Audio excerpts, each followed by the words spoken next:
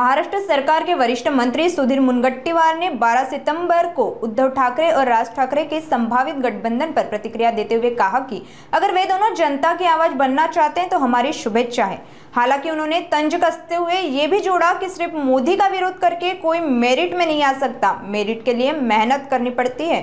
OBC आरक्षण, मराठा आंदोलन और किसानों की समस्याओं पर भी उन्होंने स्पष्ट किया कि किसी भी समाज के साथ अन्याय नहीं होगा।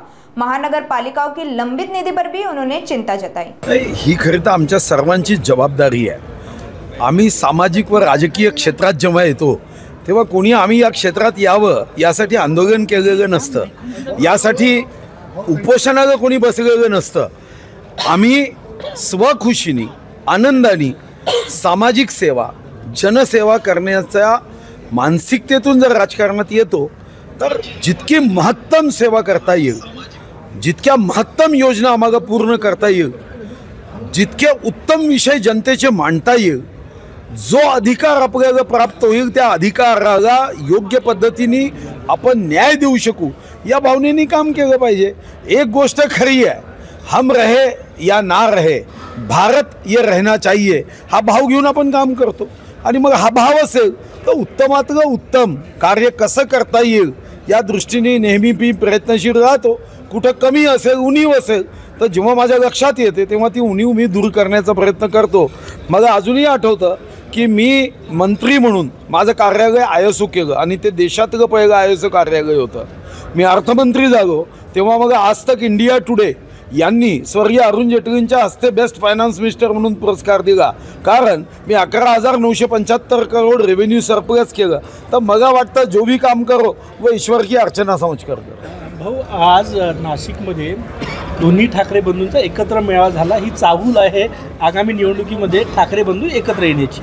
नाही, खरं तर ते इतके दिवस का गावत आहे हाच प्रश्न आहे। ते दोघेही सख्खे सुगत भाऊ आहे आणि फक्त सख्खे सुगत भाऊ नाही, सख्खे मावस भाऊ आहेत। विचार त्यांचा एक आहे। परीस असणाऱ्या स्वर्गीय हिंदुहृदय सम्राट बाळासाहेब ठाकरेंचा स्पर्श त्यांना झाला आहे।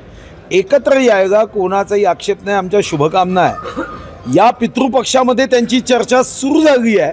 नवरात्रीमध्ये ही चर्चा परमनंट स्वरूपामध्ये संपावी, त्यांनी एकत्र यावं, एका मंचावर यावं आणि एका मंचावर येऊन चांगल्या गोष्टीसाठी जनतेचा आवाज बनावा यासाठी आमची सदिच्छा आहे। आता प्रश्न राहिला की निवडणूक जिंकायच्या की नाही, तर जिंकायच्या असेल तर भूमिका बदलावी लागेल, लोकहितासाठी काम करावं लागेल। फक्त मान्य मोदीजींचा विरोध करून मोठं होता येत नाही। एखाद्या मेरिटच्या विद्यार्थ्यांची निंदा करून 35 मार्कापेक्षा कमी मार्क घेणारा विद्यार्थी मेरिटमध्ये येत नाही, त्याला अभ्यास करावा लागेल। सर, हिंदी में जानना चाहेंगे 14 तारीख को ओबीसी तरुणाची एक आत्महत्या झाली आणि याचा सगळा टीका जी आहे ते वडेट्टीवार जी बाकी नेते सरकारवर करतायत। सरकारनं इकडे तायवाडे म्हणतात की ओबीसीचं आरक्षण अबाधित आहे, दुसरीकडे वडेट्टीवार जी म्हणतात की संपण्याची सुरुवात झालेली आहे। ओबीसीचं आरक्षणाला कुणीही धक्का पोचू शकत नाही। या देशाचे प्रधानमंत्री महोदय स्वतःच ओबीसी आहे आणि त्यांच्या आरक्षणाला दूर दूरपर्यंत धक्का पोचू शकत नाही।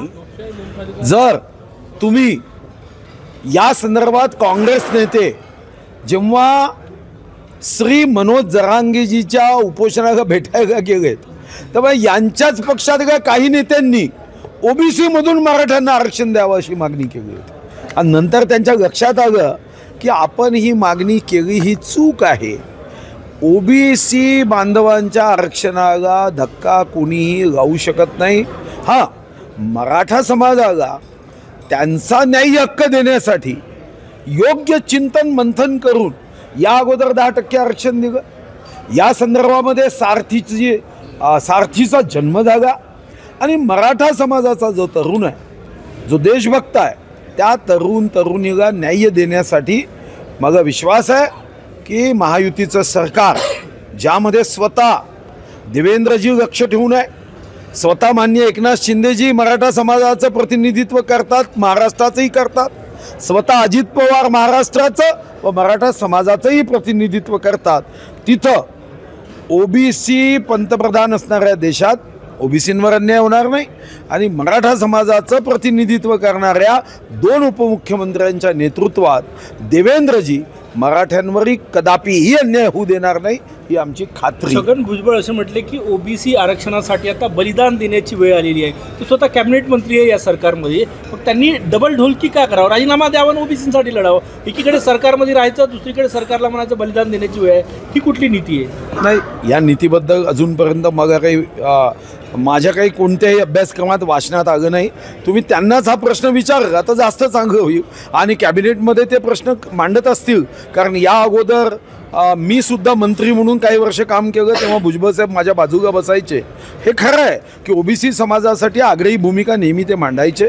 आत्ताही कॅबिनेटमध्ये ते मांडतील, पण आत्ता त्यांची भूमिका जी आहे त्यावर तेच जास्त प्रकाश पाडू शकेल. कारण सरकारची भूमिका जी जाणवते ती स्पष्ट आहे आणि मुख्यमंत्री महोदयांच्या अनेक मुलाखतीमधूनही ती भूमिका स्पष्ट झाली आहे की ओबीसी बांधवांच्या आरक्षणाला सुईच्या आग्रा इतकाही धक्का लागणार नाही.